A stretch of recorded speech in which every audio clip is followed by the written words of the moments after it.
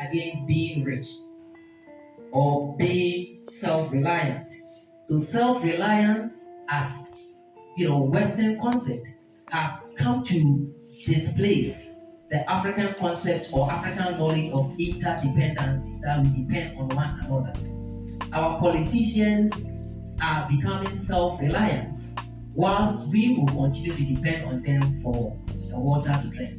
So I think African knowledge basically refers to those ways of doing things which are born from African soil and are communicated through indigenous ways of teaching, socialization, proverbs. As we sit here, if we go around to ask ourselves, can you tell me 3 indigenous wisdom adages in your local language if you want here? But if we ask us to say some of the popular quotes of the Western scholars we have read, we will just rattle them like that. So if we are talking about African knowledge, then I think it's about the indigenous ideas, ways of doing things that were prioritized in the days before colonialism, which the decolonial agenda of the West is still minimalizing them and making them look inferior in the face of Western values. Thank you. Thank you very much. I think I've enjoyed this discussion. So yes, right now, what we want to look at is the place of religion, the place of we've already touched on the place of language. So we will dwell more deeply questions. Let the rest join us. So in religion, I remember meeting very well when he said that the African is notoriously and impurely religious. And I also now remember Karl Marx saying that religion is the opium of the masses, the cry of the oppressed, a tool that is used by the bourgeois class to, subdue the proletariat. So, if you put these two seeming contradictions together, is it not the case that Africa or Africans are condemned by our religion? Because if we are notoriously religious, and now religion is the tool that the ruling class use to oppress the ruled, don't you think that religion is a serious problem in Africa? So, the question is, what is the place of religion in decolonizing our curriculum, educational curriculum? Or I'm not clear. Well, we can try and get it. Yeah, but I mean, it's definitely a very interesting angle because if you think about it, the African is really deeply spiritual, very, very much so. And from birth, I mean, even before you are born, once there is conception, spirituality sets in, and then the fathers or their rep will just check to be sure that all right, who is this person? What is it coming to do? What is their goal? And this spirituality follows all the way until death and burial. So, to a very large extent, you cannot extract that from the African. And you will see that this has also played a very key role in giving these new religions that have come in. If you look at how a Muslim man is a Muslim man, he will not let go of it. If you see a good Christian, they will not let go of it. No matter what it is, we're always very, very religious. The thing that often beats us is, like we always say, Sunday, everybody goes to church. Friday, everybody goes to mosque. But the system is still, like Mr. Braimah was saying, the system is still corrupted. Who's doing the corruption? Who is corrupting the system? I think that to a large extent, these religions, these new religions have broken many, many bounds. If we were to stay really with our traditional religions, so many of these corrupt things would not happen because then you know that, all right, you're taking something that is really not yours. In the same way, people will cheat, let's say, go to exam and people have to cheat. They will cheat, and if there is a traditional way of catching who was cheating, you see that many of us will not cheat because our traditional systems are more potent than the foreign Jesus or the foreign Muhammad. Because of these space to operate.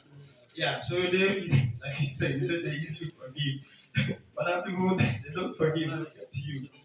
And that in a way would have really been a good way to keep protecting, fostering our own traditions, our own systems, our own knowledge and our past.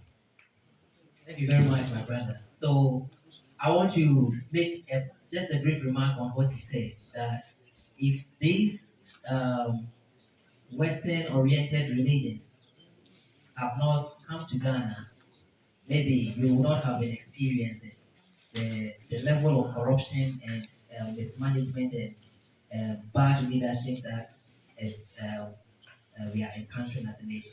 I think I want to say that if arguments are very suspicious, because I know that, or I think that man, in his own cunning nature, would have found ways of corrupting the African traditional religion. They would have found ways of telling the lie, and yet the spirit was still not pounced on the person.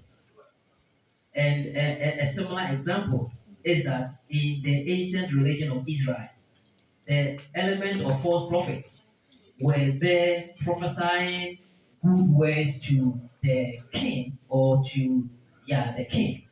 And so I want to say that the problem is really not the coming of the new religions. African traditional religion could have still been corrupting. Of course, we still see corruption and a lot of counterfeiting in the African traditional religion, and which we will not attribute that to the coming of the Western religions. But on the topic of the role of religion in the conversation we are having, I think, in as much as I would want to argue that our curriculum is a pseudo curriculum, our religiosity as people also is very pseudo. We seem to be practicing religion, but we are just practicing false religion. In other words, our religiosity, the numerous religious activities we see happen around us, are not accompanied by the ethical values that are supposed to justify the beliefs that people are proclaiming in their religious sectors. So I think there is false religiosity going on, essentialism, emotionalism, and at the end of the day, the effect that it must have on the person's values, the person's conduct, which we use that to authenticate the practices of the people are not there. And so we are left to judge these practices as false, that the practices seems very pseudo, that what it says that the African is incurably religious and that we are notoriously religious. I think many people in Ghana here seems to engage in religious practices, but the spiritual values that are to be evident to confirm the things that they do in are not there. And so that is the first part. You also made mention of Karl Marx from the Marxism theory about how religion is employed as a tool to dose the people, to make the people dozer, and to justify the position of the privileged. And we see that happening in our country. Politicians attribute their blessings or the money that they have amassed as the sign of blessings of God. And we go to church with them to perform thanksgiving for winning elections, which we know that they bribe the people, said a lot of lies in order to get to these positions. So we, the people, we join and celebrate. So, and that is another aspect of pseudo religion that is happening in our country. Politicians or politics has really been a bedmate, or if you like, a twin sister of religion since the days of Socrates. That religion and state have always been together, and the coming of Christianity in conjunction with the Roman Empire, and that is why even in the West we still see a close relationship between religion and state.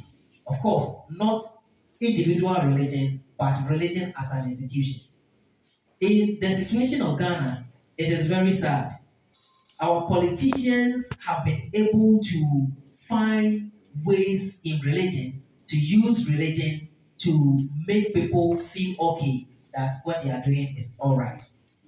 So I think Karl Marx's statement plays out in the context of Ghana that the powerful is using religion to justify what they are doing, and we, the underprivileged people, also justify our plight on the basis of religion.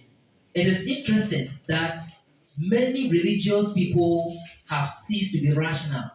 That the moment you begin to ask questions, ask thought-provoking questions on religious issues, you are stigmatized or you are given a label.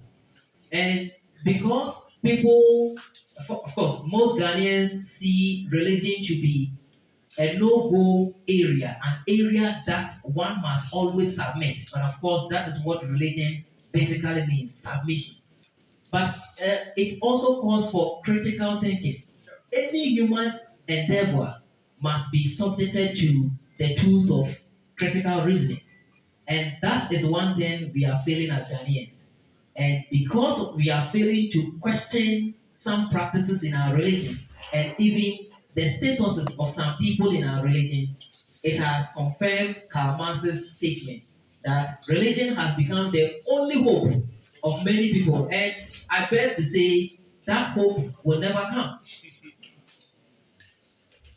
That hope will never be realized. Our hope in religion will never be realized because religion itself has been diluted and pastors are in bed with politicians. We have numerous examples in our country where pastors are in bed with politicians.